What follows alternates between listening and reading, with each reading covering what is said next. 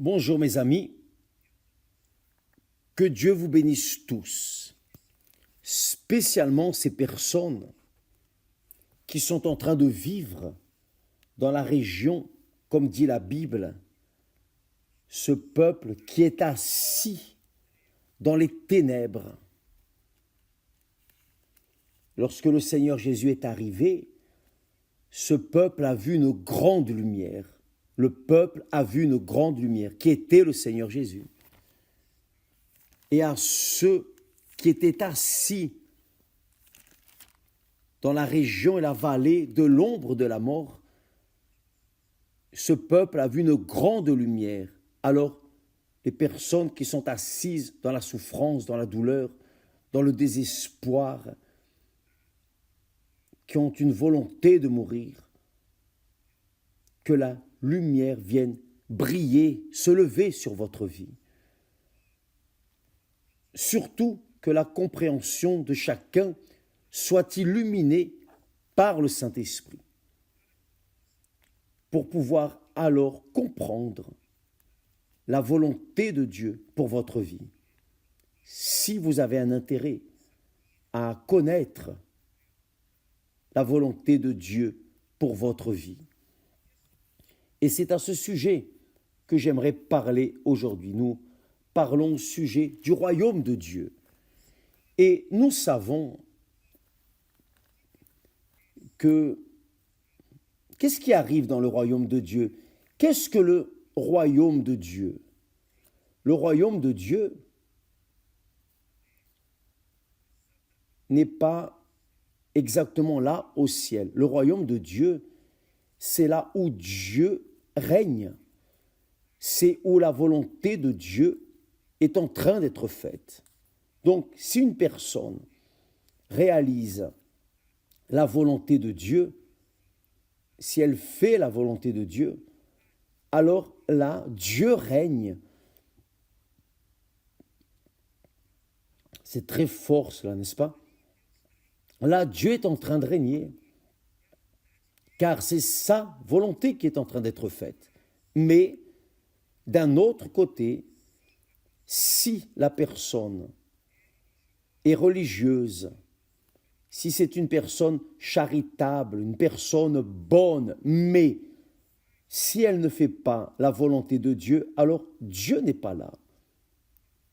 Dieu n'est pas là, car le royaume est à Dieu. Il n'est pas nôtre, il n'est de personne, si ce n'est seulement à lui. Donc, dans le royaume de Dieu, sa volonté est faite. Elle est réalisée. Ce n'est pas la volonté de celui qui est dans le royaume de Dieu, mais c'est la volonté de Dieu dans la vie de celui qui est là, dans le royaume de Dieu. Et c'est intéressant, c'est très fort, parce que lorsque l'on fait la volonté de Dieu, la personne a la certitude absolue qu'elle est en train de plaire à Dieu. Elle a la certitude absolue que Dieu est avec elle. Pourquoi? Parce que elle est en train de réaliser la volonté de Dieu, qui n'est pas une chose ainsi commune dans ce monde, le monde dans lequel nous vivons. Dans le monde où nous vivons, la volonté ou les volontés sont toujours faites en accord avec la volonté du monde ou des personnes qui vivent dans ce monde et qui cherchent à réaliser leurs propres rêves. Donc ces personnes sont perdues dans leur propre volonté. Pourquoi? Parce qu'elles ne veulent pas ou parce qu'elles rejettent de faire la volonté de Dieu. Et pourquoi ne veulent-elles pas faire la volonté de Dieu? Parce que leur volonté est leur priorité maximale. Donc, tout le monde veut être servi. Personne ne veut servir. Dans ce monde, c'est ainsi. Dans le royaume du monde, tout le monde veut se servir ou être servi. Les personnes ne veulent pas servir. C'est pour cela que beaucoup de personnes, malheureusement, cherchent avec force, avec vigueur, mettent toute leur force pour réaliser leur propre rêve, qui est d'être la tête. Et être la tête, c'est vouloir être servi ou se servir soi-même. Mais dans le royaume de Dieu, il n'y a qu'une tête, Dieu lui-même. Donc quand la personne se soumet à Dieu, à l'Esprit de Dieu, à la volonté de Dieu, alors Dieu lui-même, dans la personne du Saint-Esprit, la guide, lui enseigne, l'oriente, lui montre, pointe, révèle quelle est la volonté de Dieu pour cette personne. Et cela est terriblement glorieux parce que qui sert Dieu dans ce monde, certainement, qui fait la volonté de Dieu, qui sert Dieu, fait la volonté de Dieu. Dans ce monde, certainement, quand la personne passe de ce monde vers l'au-delà, quand la personne meurt, quand le corps meurt, alors l'âme de cette créature va directement vers Dieu. Pourquoi? Parce que la personne l'a servi, elle a fait sa volonté ici sur terre. Et cela est très précieux, mes amis, car la volonté de Dieu, que la personne accepte ou non, elle sera faite d'une manière ou d'une autre, et pour toute l'éternité. Car qui sert non Dieu, mais soi-même, dans l'éternité, sera loin, infiniment loin de Dieu. Pourquoi? Parce que cette personne n'a pas voulu le servir, elle n'a pas voulu se soumettre à lui ici dans ce monde. Donc, quand la personne meurt, la propre personne a choisi de se servir soi-même dans l'au-delà. Bon, j'aimerais que vous compreniez la mathématique du royaume de Dieu. Nous essayons de vous enseigner, nous essayons de transmettre, de transférer pour que les personnes puissent vivre une vie tout comme le Seigneur Jésus a promis. Je suis venu pour que vous ayez la vie et la vie éternelle, abondante et éternelle. Je ne suis pas venu pour juste guérir les malades, guérir les blessures, les blessés. Non, je suis venu pour régner dans les cœurs de ceux qui veulent se soumettre à moi. Donc, lorsqu'une personne se soumet au royaume de Dieu, c'est-à-dire quand la personne se soumet à la volonté de Dieu, alors, dans l'éternité, elle continuera d'être servante pour toute l'éternité. Vous vous souvenez que le Seigneur Jésus a dit, il a dit, quand vous priez, entrez dans votre chambre, fermez la porte et priez ainsi. Notre Père qui es aux cieux, que ton nom soit sanctifié. Première demande, que ton nom soit sanctifié. Que ton règne vienne. Que ton règne vienne. Pour qu'alors ta volonté soit faite. c'est-à-dire que ton règne vienne ici, sur terre. Que ton règne vienne, bien sûr que le règne de Dieu, le royaume de Dieu, ne va pas s'établir sur toute la terre, non pendant que nous avons ce monde chien dans lequel nous vivons, ce monde qui est révolté contre tout ce qui est ordre, discipline, justice, tout ce qui est véritable, tout ce qui est pur. Ce monde le hait. Donc, le Seigneur Jésus ne va pas régner dans ce monde pourri, mais il règne personnellement dans la vie des personnes, de chaque personne qui se soumet à lui. Et j'étais en train de méditer, pourquoi est-ce que beaucoup de personnes ne reçoivent pas le Saint-Esprit? L'une des raisons, je crois, qu'elle est la principale raison, c'est que les personnes qui veulent recevoir le baptême du Saint-Esprit veulent avoir, normalement, elles veulent avoir le pouvoir de réaliser leurs rêves, leur volonté. Et Dieu, qui connaît nos entrailles et nos cœurs, ne donne pas le Saint-Esprit pour que la personne vienne réaliser ses rêves. Le Saint-Esprit ne vient pas pour cela.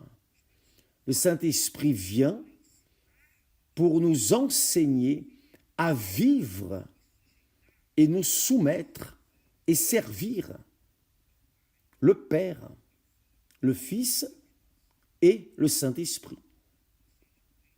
Le royaume de Dieu. Le Saint-Esprit, c'est lui qui nous guide dans toute la vérité.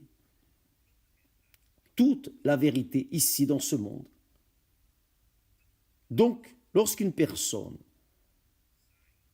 sort à la recherche, fait des chaînes, fait ceci, fait cela, fait des vœux pour recevoir le Saint-Esprit, Dieu voit l'intention du cœur, de notre cœur. Pourquoi veux-tu mon esprit? Ah, je veux ton esprit, car je veux parler en langue, je veux avoir une vie meilleure, je veux réaliser mes rêves. Alors, vous n'allez pas recevoir le Saint-Esprit, car le Saint-Esprit ne vient pas pour cela. Le Saint-Esprit vient pour nous conduire dans toute la vérité. Donc, si la personne veut recevoir le Saint-Esprit pour continuer à vivre dans le mensonge, vivant dans la tromperie, vivant une vie désordonnée, indisciplinée, il ne vient pas. Il ne vient pas. Il ne vient pas. Pourquoi? Parce que la personne n'est pas intéressée à le servir, à marcher en accord avec sa volonté et faire sa volonté et réaliser sa volonté et le servir pour tous les jours de sa vie ici sur terre. Si la personne n'a pas cet intérêt profond, véritable, alors la personne ne reçoit pas le Saint-Esprit. Elle peut être à l'église depuis 100 ans, 200 ans. Elle peut donner des offrandes, elle peut donner la dîme fidèlement, elle peut être ce qu'elle est, mais elle n'aura pas le Saint-Esprit. Pourquoi? Parce que elle ne veut pas servir Dieu, elle ne veut pas faire la volonté de Dieu, elle veut faire sa volonté, elle veut réaliser ses rêves dans le monde qui est du mensonge, un monde chien, un monde qui vit enterré dans la boue du péché. Comment est-ce que Dieu va donner le Saint-Esprit pour nous conduire sans que nous ne voulions faire sa volonté? Il ne le donne pas. Donc, vous qui me voyez en ce moment, vous pouvez recevoir le baptême du Saint-Esprit, là, maintenant, en ce moment, pendant que je parle. Vous pouvez être rempli du Saint-Esprit. Dès l'instant où vous voulez véritablement, vraiment, du plus profond de votre âme, vous voulez réellement faire la volonté de Dieu, servir Dieu, faire sa volonté. Car le royaume de Dieu n'est que de ceux qui font la volonté de Dieu. Qui ne veut pas faire la volonté de Dieu n'entre pas dans le royaume de Dieu. Car le royaume de Dieu, dans le royaume de Dieu, c'est la volonté de Dieu qui prévaut. Comprenez-vous, mes amis? Et dans le royaume de ce monde, prévaut la volonté des personnes, prévaut la volonté des plus forts et les plus faibles, qu'ils se débrouillent, qu'ils les servent. Ça, c'est la loi du royaume de ce monde, qui est le royaume de l'enfer. Et la majorité, malheureusement, préfère le royaume de ce monde que le royaume de Dieu. En d'autres mots, les personnes préfèrent servir les ténèbres, comme a dit le Seigneur Jésus. Elles aiment les ténèbres parce qu'elles ne veulent pas s'approcher de la lumière et être exposées, leur vanité, leurs erreurs, leurs péchés, etc. Donc, les personnes aiment les ténèbres.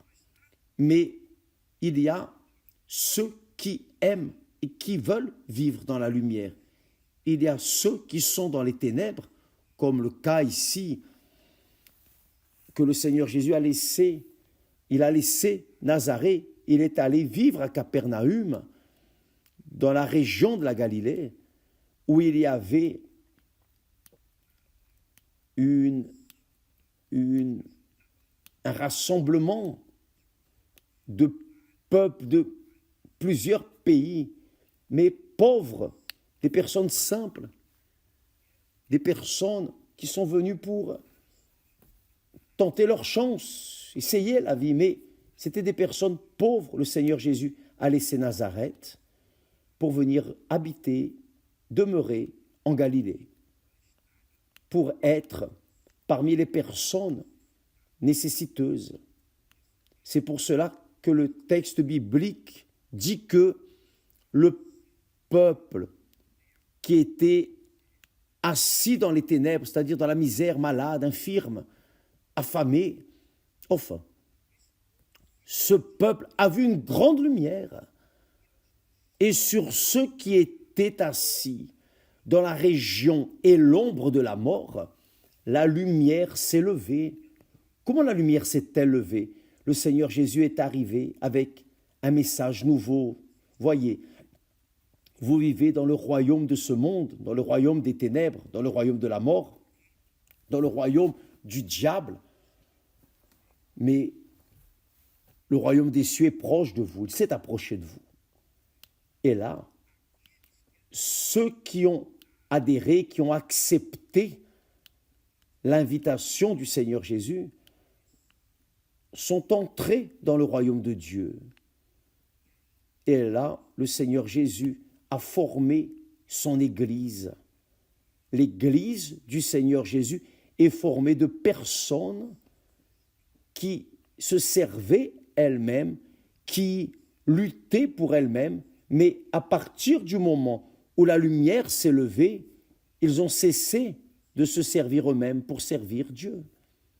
Donc la lumière a brillé, s'est levée, il y a eu le salut. Et ça, c'est la proposition de Dieu. La proposition de Dieu, c'est pour venir et régner sur tous. Mais tous ne veulent pas son règne, son royaume. Tous ne veulent pas se soumettre à son royaume. Beaucoup sont dans les églises et les religions, mais sont intéressés à des bénéfices personnels, à des réalisations personnelles, des réalisations de leurs rêves. Et là, cela reste difficile de concilier. C'est impossible de concilier le royaume de ce monde avec le royaume de Dieu. Ou vous prenez l'option du royaume de Dieu et vous vous soumettez à faire la volonté de Dieu, et là, vous recevez le Saint-Esprit pour pouvoir savoir comment marcher dans la vérité, comment vivre dans la vérité, comment plaire à Dieu, comment faire sa volonté. Le Saint-Esprit vient pour cela. Il ne vient pas pour parler en langue, il ne vient pas pour donner des dons, il vient pour régner en chaque cœur qui se permet. Donc je pense que ce sujet reste chaque fois plus clair, n'est-ce pas? Car beaucoup de personnes posent cette question qu'on veut taire. Excusez-moi.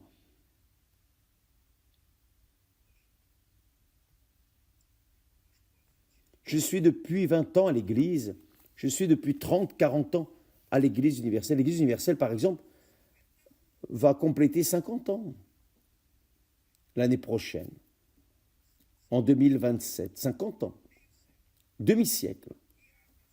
Et il y a des personnes qui sont à l'Église depuis 50 ans. Sauf que elles n'ont pas reçu le Saint-Esprit encore. Mais pourquoi n'ont-elles pas reçu?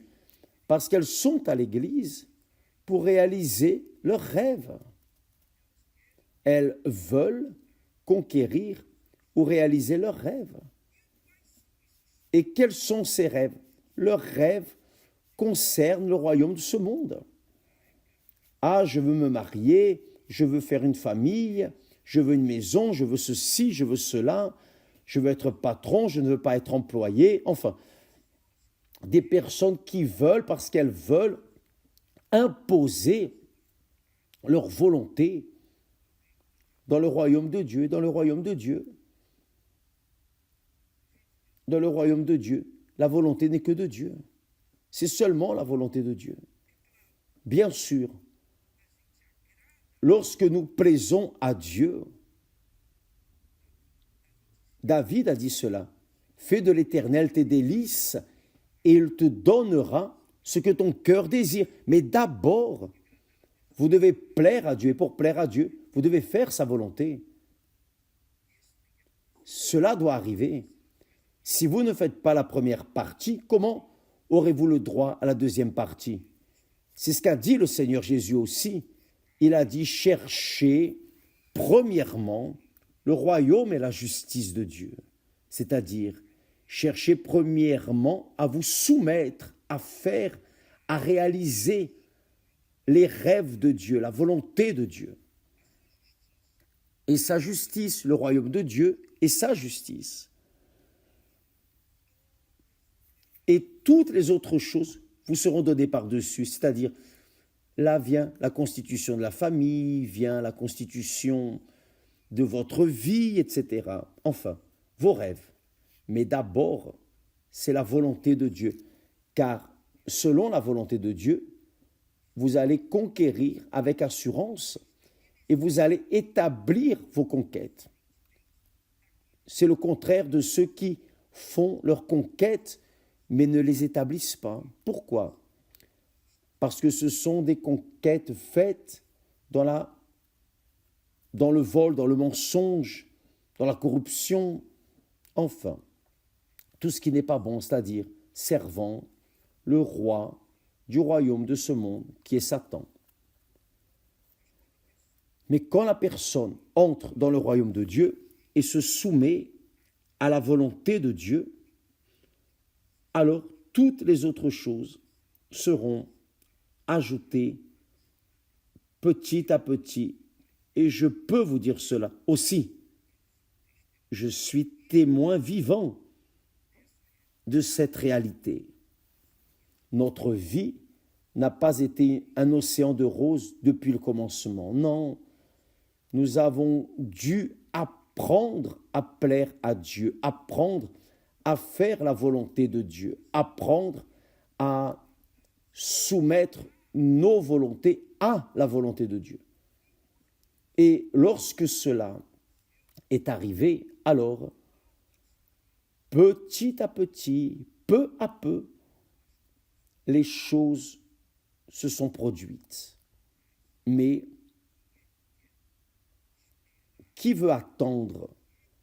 Qui veut attendre d'être ou d'entrer dans le royaume de Dieu pour ensuite avoir ses rêves réalisés? Tout le monde veut d'abord son royaume. Et là, c'est difficile. Donc, les personnes qui procèdent de cette manière, qui se comportent ainsi, il est évident qu'elles restent en arrière, car c'est le Saint-Esprit qui nous conduit lorsque nous entrons dans le royaume de Dieu. Nous nous soumettons à la parole de Dieu, nous nous soumettons à la justice, à l'ordre, à la discipline, à la crainte de Dieu. Et là, oui, Dieu va ajouter dans nos vies ce dont nous avons besoin, ce qui satisfait notre cœur.